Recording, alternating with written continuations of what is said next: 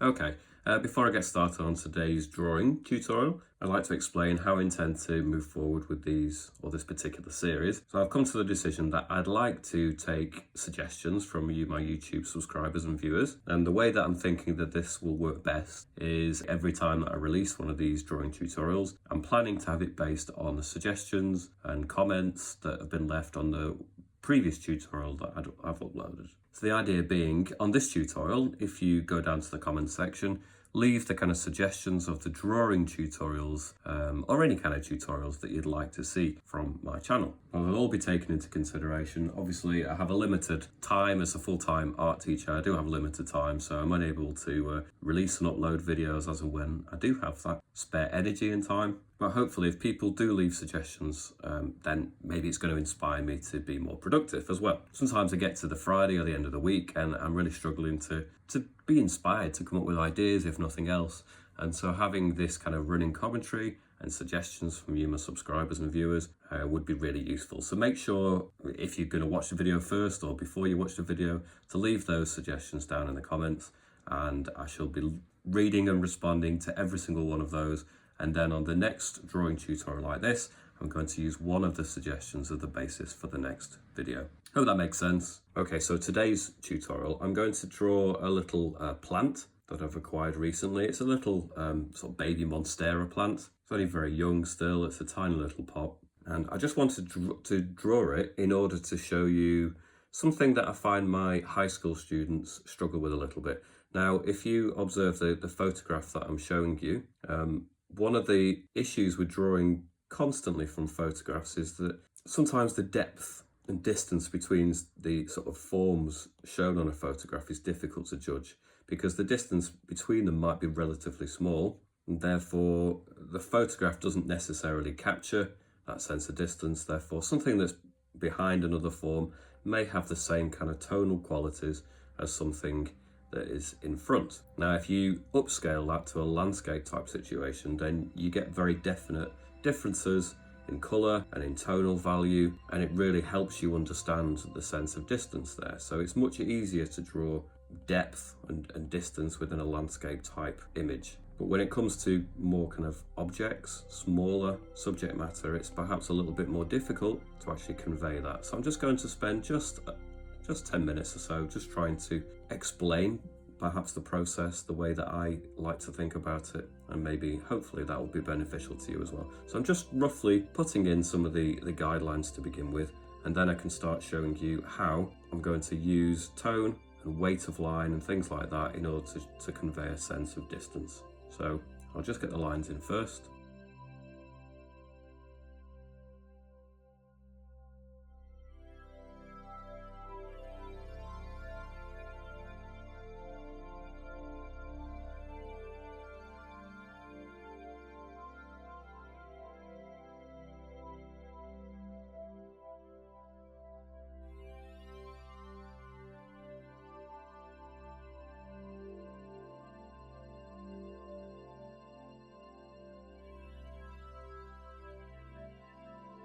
Okay, so I've got some of the main outlines in there now. Now, as it currently stands, the weight of line, obviously the lack of tone, gives you very little sense other than perhaps having an understanding of how the actual form is structured. There's nothing else that really gives you much information. Now, the things that are going to be really useful for creating that sense of distance between the shapes is going to be the use of tone, like I say. Now, obviously, well, not obviously necessarily, but within this object that I'm drawing, I've actually got a strong light source, and therefore there is a dark and there is a light side to the different shapes, and there's shadows that are cast from the leaves and the forms themselves too. So to a certain extent, I'm going to be adding more tone where there's actually shadows. But as well as that, the actual weight of tone is going to vary depending on where it's placed within the piece. So for example, this whole stem is in shadow, but I don't want it to compete too dramatically with some of the things that are going to be in the foreground. And also, perhaps the level of detail is not going to be as intense because I want to subdue it, so I don't want your eye to be drawn to it quite as much.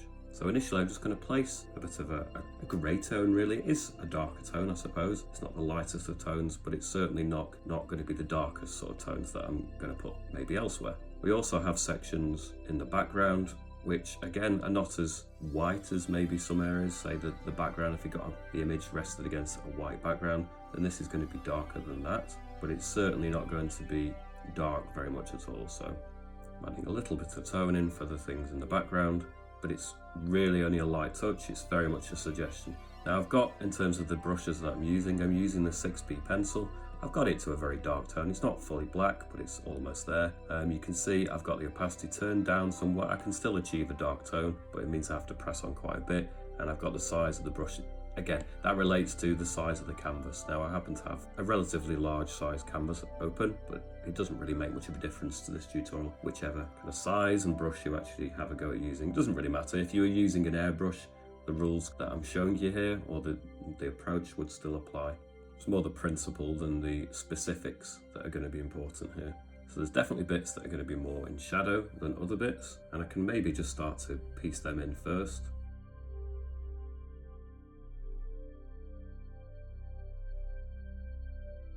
So this leaf, for example, in my actual still life setup, is in shadow, just like some of the other areas are. Say for example, this area is just as much in shadow as this section, but I'm going to draw it slightly darker to make it jump forward a little bit more than the section behind it.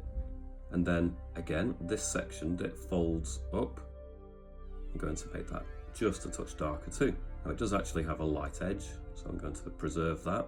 Otherwise, when tones are quite similar, you have to look for areas, details within the actual objects that are going to allow you to continue to see the shapes. Because sometimes tones can be so similar within a form, but there's always going to be something that allows you to separate them out a little bit. In this case, it's just a little bit of a light edge along the lip, the actual outer edge of that fold. And I hope you can start to see now, we have a darker tone, a slightly lighter tone, and then again another lighter tone. So it's creating a sort of stepped effect. Now, as well as that, there is actually light coming through the leaf, so there's a little bit of a sense that it's slightly translucent, and so therefore it's almost a bit like the shade from here is continuing across this leaf, only really subtly, otherwise you're going to make it look sort of wafer thin. And then also there are kind of creases and veins within the leaf that actually create light and dark as well. So whatever you're drawing, even on something as tiny as a little plant, in fact especially on an organic kind of object like a plant, there's usually so much going on that you really have to try and draw every single detail. On the actual plant, it does seem to get a little bit darker towards the top edge, so I'm going to include that. So it gets lighter in the sort of centre of the leaf, and it gets more condensed dark tone towards the edge, so I'm observing that, so I'm going to draw it. Okay, I'll come back to this leaf, but I'm just going to move forward because this edge of the actual leaf is actually predominantly more in the light. So we're going to perhaps explore the more extreme ends of the dark and the light, because it does have little folds and little areas perhaps that do have shade and shadow, but it's going to have a lot of it that is actually in the light as well. So what I'm going to do is I'm going to leave quite a few areas of it where there's hardly any shading at all, so you push the sort of white extreme. But I also perhaps add some darker tones into there as well. So whenever it gets some dark tone in there, I'm going to push that a little bit more extreme than anywhere else I have done so far in the background.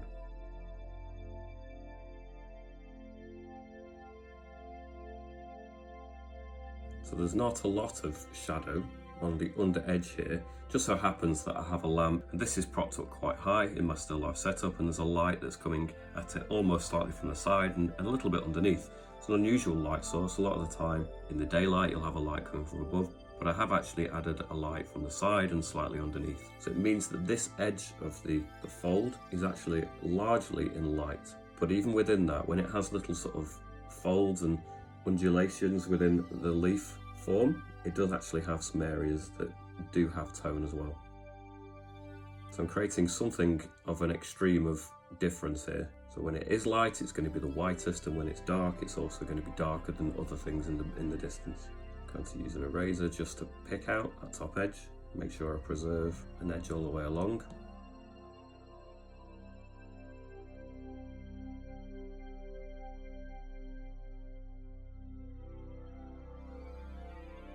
Now as I move down the image, I'm going to go to the other areas of the form as well, but as I move down, we have the kind of stems and stalk of the plant. And there's a whole area here that is further back from this area, but it's all in shadow, it's all quite in the dark, so I can't leave any white areas on it. But again, like I was explaining before, I'm not going to push the tone very far either. It's going to stay as quite a sort of middle grey tone.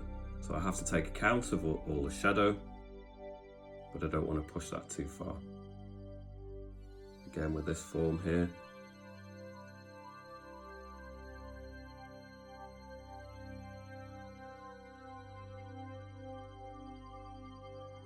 Okay, so I'm going to move to this area, and this, again, similar to the shape here, it has a front edge that is nearest to you when you observe it, and a back edge that is further away. So when I start adding tone to this, perhaps I'm going to add it unevenly. So I'm going to add a general light grey tone just to knock back. There's no white on there, so I need to get rid of anything there that is still remaining white. There's whole areas that are going to be relatively dark.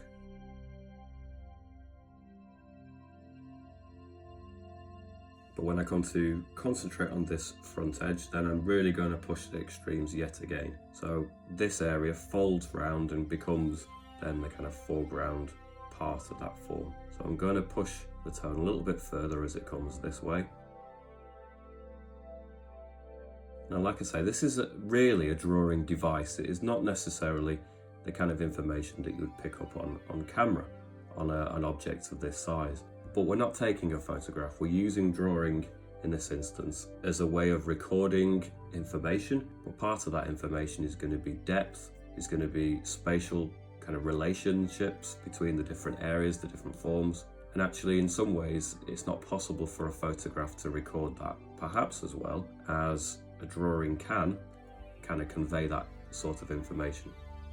It's almost like a photograph is just way too literal and only shows you the exact thing that can be seen there, but that doesn't really help you when it's there also at the same time flattened it down to a 2D form.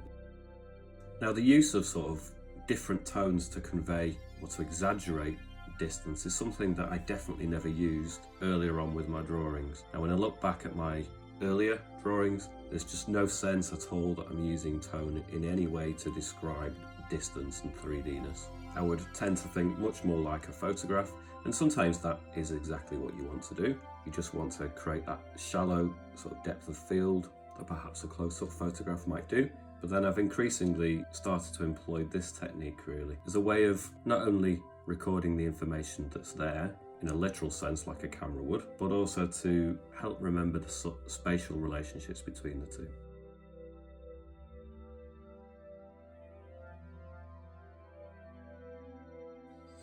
Now, as I look at these two areas on the actual form in front of me, there's not a massive amount of difference in tone at all. So I am exaggerating the difference here. It is definitely a device to really sell the illusion that this is further forward now than this section going behind it. Because in reality, the difference is negligible and probably not really very noticeable at all. Arguably, if you're looking for it, you might start to just convince yourself that there is a difference in tone as you look at it with the sort of naked eye. But actually, I'm really not sure there is much of a difference. And photographs kind of bear that out. When you do photograph it, you'll see very little difference in light and dark between something that's maybe a few centimeters in front of something else.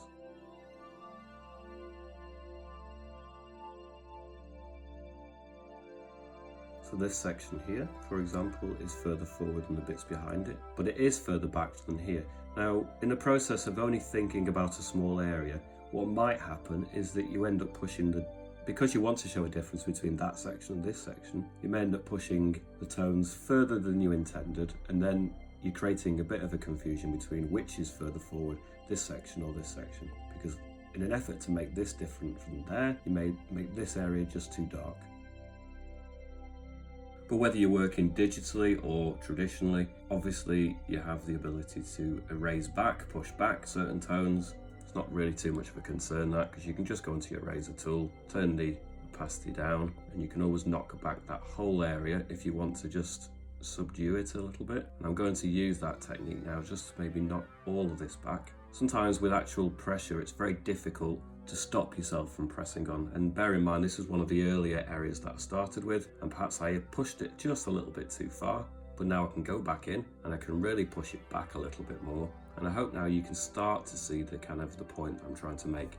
Now that definitely looks further back in this area here. And now I've got a new sense of the tonal values that I'm looking at here. So the lightest area is going to be here, and this is probably going to be the darkest that I push it to.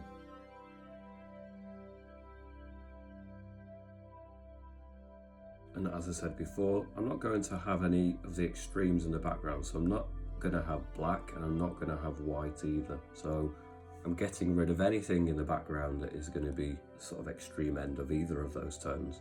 So there's white still there remaining, so I'm just going over it gently just to try and remove any of the white tone too.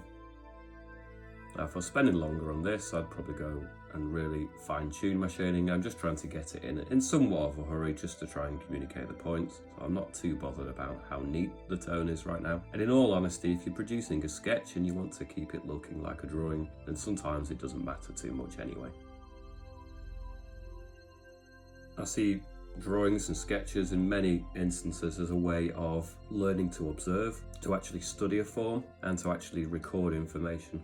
I think for me, the kind of two main reasons for drawing is to learn about something, to observe it, to study it, and also to record the information so you can remember it when looking back at it. And yeah, drawings have an aesthetic value too, obviously.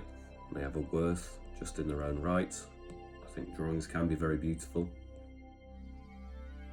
There's something about the quality of it being rough and not as finely polished as an oil painting or a full-on finished piece of work. I think that actual roughness is a lovely thing as well about drawing. And obviously people do take drawing to an extreme as well, and again that's a really beautiful discipline as well. But that's not really the focus that I'm showing here. That's not to say that you couldn't use this technique even if you're going for the most kind of photographic look. It is perfectly possible to use this and go for the full-on photographic look. It's just it will be ever so slightly stylized to create a kind of grander sense of scale and distance. Like I say, this is in essence, it's trying to replicate the effect of atmosphere. So if you were dealing with a monumental scale, for example, you would have atmospheric conditions that would interfere with the colours and the tone. So say mountains look pale in the distance, or bluer in the distance and paler, then this is the effect that you're kind of replicating with this technique. But you're applying a landscape kind of technique to a small subject matter. So it is slightly fake in that sense. But then you have to realise that most drawing isn't necessarily a camera kind of rendition of what people see either. It is stylised, it is used as a tool to record, describe, observe.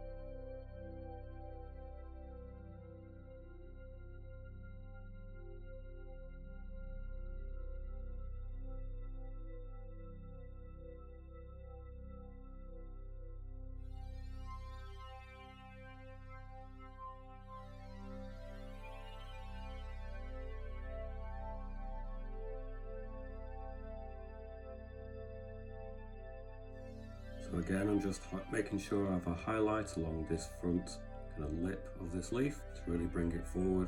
I don't want to lose that specific sharp edge.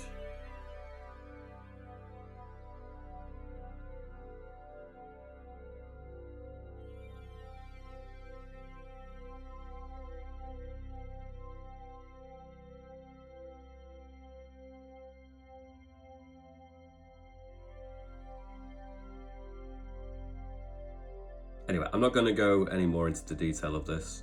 It's the kind of subject matter I could literally spend hours and hours and hours on. But I hope I've showed you the utility of this kind of technique and this device, and convinced you that, you know, this is something that's worth bearing in mind when you come to do your kind of observational drawing, or any kind of drawing really, where you want to create a sense of 3D forms and spatial relationships between different forms.